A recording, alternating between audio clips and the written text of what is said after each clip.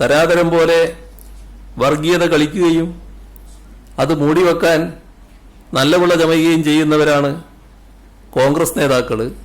അതാണ് യഥാർത്ഥ പ്രശ്നം. ഞങ്ങൾ ഓരോ ഘട്ടത്തിൽ ഓരോ നിലപാടല്ല, സ്ഥായിയായ നിലപാടാണ്. വർഗീയതയുമായി ബന്ധമില്ല. മതനിരപേക്ഷതയുടെ ഭാഗത്ത് ഉറച്ചു നിൽക്കും. വർഗീയതയെ വിട്ടുവീഴ്ചയില്ലാതെ എതിർക്കും. ഏത് വർഗീയതയായാലും എതിർക്കും. ഇതാണ് ഞങ്ങളുടെ സ്ഥായിയായ നിലപാട്.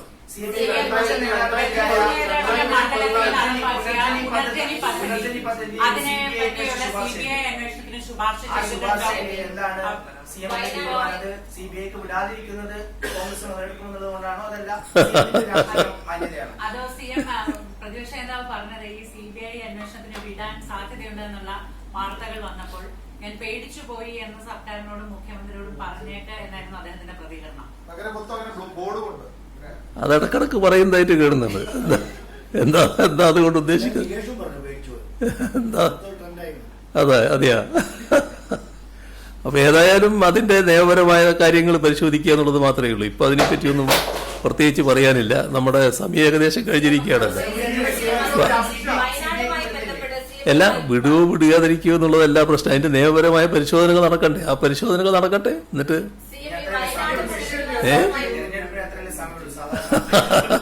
തെരഞ്ഞെടുപ്പ് അടുക്കുമ്പോൾ വളരെ തിരക്കായിട്ട് CBIക്ക് വിടുന്ന ചരിത്രങ്ങൾ നമ്മൾ കുറെ കണ്ടതാണല്ലോ.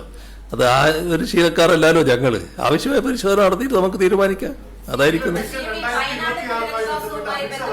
കഴിഞ്ഞ ദിവസം പ്രതിപക്ഷ നേതാവ് പറഞ്ഞത് 400-300 വീടും വെക്കുന്നത് കോൺഗ്രസ് ആണ്, അതാണ് മനസ്സിലാക്കേണ്ടത്. അതോടൊപ്പം തന്നെ സർക്കാർ നിലവിൽ ദുരിതബാധിതർക്ക് വാടക പോലും നൽകുന്നില്ല എന്നാണ്. ഇപ്പൊ ഞാൻ സമയം കഴിഞ്ഞതുകൊണ്ട് ഞാൻ വിശദമായിട്ട് പറയുന്നില്ല. നമുക്ക് ഇനിയും വീണ്ടും പറയാലോ. പക്ഷെ ഒരു കാര്യം വ്യക്തമാക്കാം, ഇവിടെ കോൺഗ്രസിൻ്റെതായി ഏതെങ്കിലും വീടുകൾ പണിയാൻ ആരംഭിച്ചു എന്നുള്ളത് ഇതേവരെ ശ്രദ്ധയിൽപ്പെട്ടിട്ടില്ല. അത് ഉണ്ടെങ്കിൽ അദ്ദേഹം പറയുന്നത് നല്ലതാണ്. കർണാടക സർക്കാർ മാത്രമല്ല, നിരവധി സംസ്ഥാന സർക്കാരുകൾ, തമിഴ്നാട്, ആന്ധ്ര, അങ്ങനെയുള്ള വിവിധ സർക്കാരുകൾ നമുക്ക് ഫണ്ട് നൽകിയിട്ടുണ്ട്. അത് അവിടെയുള്ള പുനരധിവാസത്തിന് വേണ്ടി ഉപയോഗിക്കാനുള്ളതാണ്. അതെല്ലാം സംസ്ഥാന സർക്കാരുകൾ ചെയ്യുന്നതാണ്. അതിലേതെങ്കിലും ഒരു സർക്കാർ കോൺഗ്രസ് നേതൃത്വത്തിലുള്ളതാണ് എന്നുള്ളത് കൊണ്ട് കോൺഗ്രസ് പാർട്ടിയുടെ ഫണ്ടായിട്ട് അതിനെ കണക്കാക്കാൻ പറ്റില്ല. അത് സംസ്ഥാനം തരുന്ന ഫണ്ടായിട്ട് മാത്രമേ കണക്കാക്കാൻ പറ്റൂ. ഏതായാലും ഇവിടെ കോൺഗ്രസ് പ്രഖ്യാപിച്ച വീടുകളുമായി ബന്ധപ്പെട്ട് ഒരു വീടും ഇതേവരെ പണി ആരംഭിച്ചതായി കണ്ടിട്ടില്ല. യൂത്ത് കോൺഗ്രസും ഉടനെ പ്രാവർത്തികമാക്കുമെന്ന് പറഞ്ഞിരുന്നു. അതും ഇതേവരെ കണ്ടിട്ടില്ല. അതേസമയം മറ്റൊരു യുവജന സംഘടനയായ DYFI അവർ 100 വീട് പൂർത്തിയാക്കാനുള്ള പണം നേരത്തെ തന്നെ സർക്കാരിനെ ഏൽപ്പിച്ചിട്ടുണ്ട്. അതൊക്കെ പരസ്യമായി പറഞ്ഞ കാര്യങ്ങളാണ്.